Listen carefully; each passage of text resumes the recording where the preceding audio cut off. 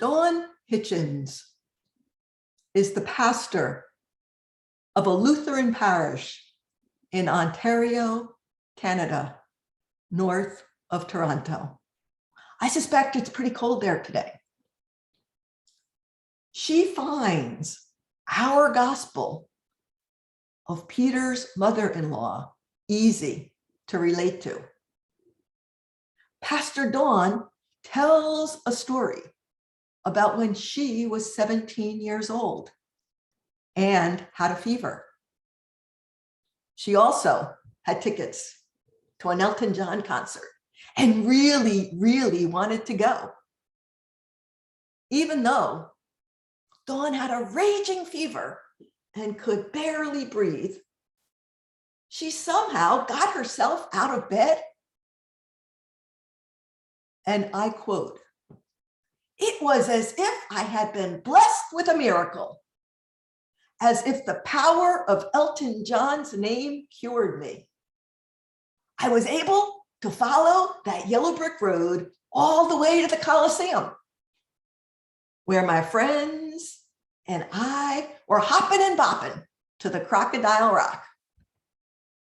Dawn goes on to say, "So I have no difficulty believing that when Simon Peter finally brought Jesus around to visit his mother-in-law, the sheer power of all the rumors she'd been hearing about this man Jesus would have been enough motivation for this Jewish mother-in-law to rise up out of her sickbed to see who this fellow was who had enticed her son-in-law away from his nets." It's an interesting perspective. So let's travel back in time to first century Palestine, where women were identified in relationship to the men in their lives. Did anyone notice how many men are identified in our short 3-verse gospel? It's 5. Jesus, Simon, Andrew, James, and John.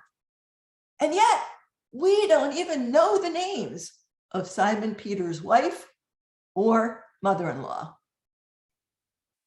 It's safe, however, to assume that Peter's unnamed mother-in-law was a widow because she was identified by her relationship to her son-in-law. In Jesus's time, illness was synonymous with being socially unacceptable, unclean, and untouchable. Having a fever was interpreted as demons inhabiting a person. So how does Jesus deal with untouchable evil? Today's gospel tells us he lifted Peter's mother-in-law up, taking her by the hand. Some accounts actually say resurrected her. The fever left her and she ministered to them. Many translations say she went about her work or she served them. In Greek, the word used is diakon. In English, deacon. Imagine Peter's nameless mother-in-law as the first deacon.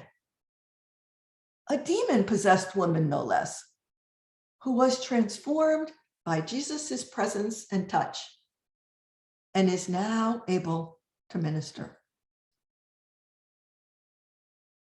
The transformative power of human presence, human touch, human speech is modeled in a fully human Jesus. Perhaps the message is that Jesus embodies a new way of addressing physical and mental illness and shame. Perhaps Jesus models how we might navigate these complexities in our lives. Wouldn't you like to hear the backstory in the voice of Peter's mother-in-law? I certainly would. In part because Peter is concurrently held up as a man of great faith and the leader of the apostles. He also has a reputation for being somewhat impulsive, impatient, egocentric, sometimes even foolish. So I want to share with you a couple of the questions I'm curious about. I imagine you may have your own.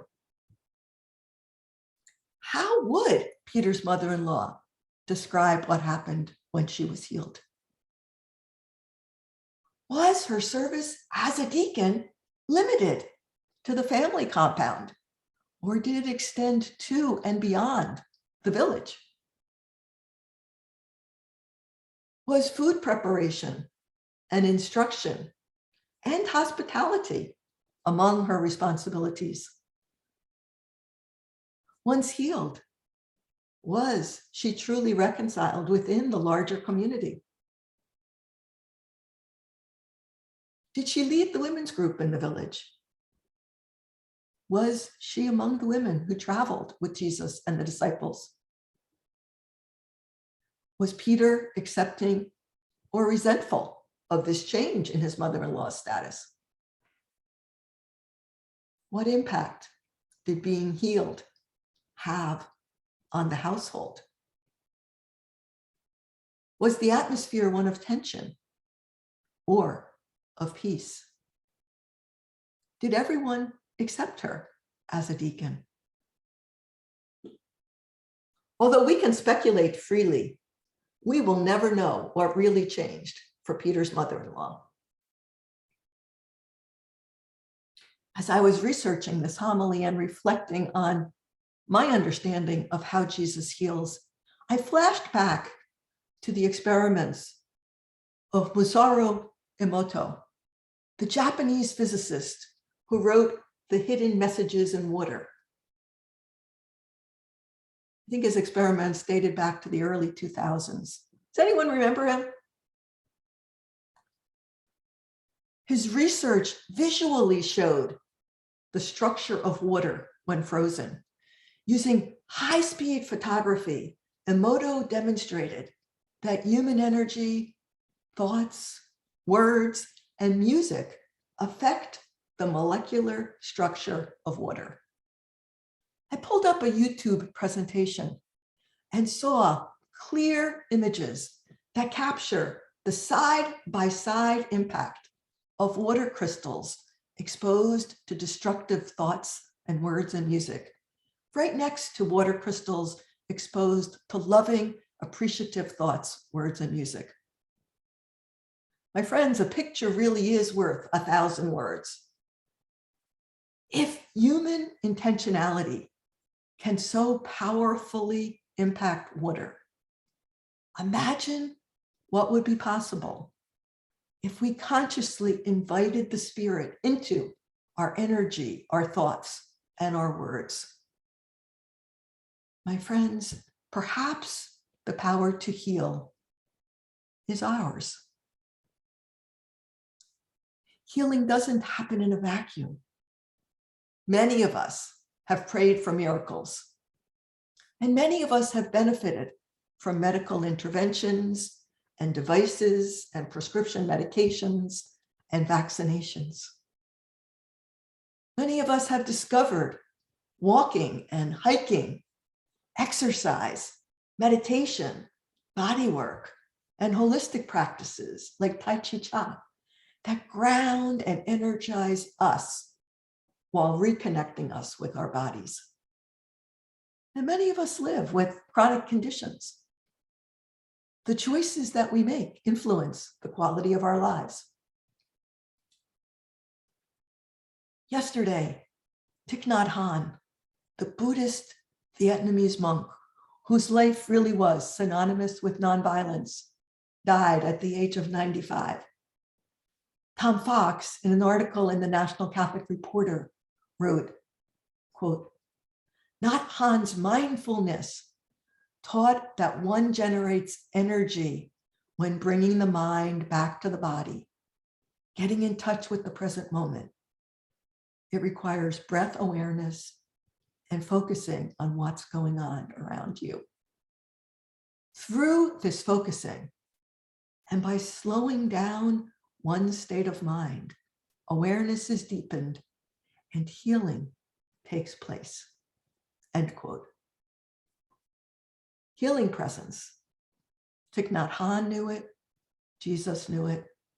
Pastor Dawn knew it. Dorothy Day knew it.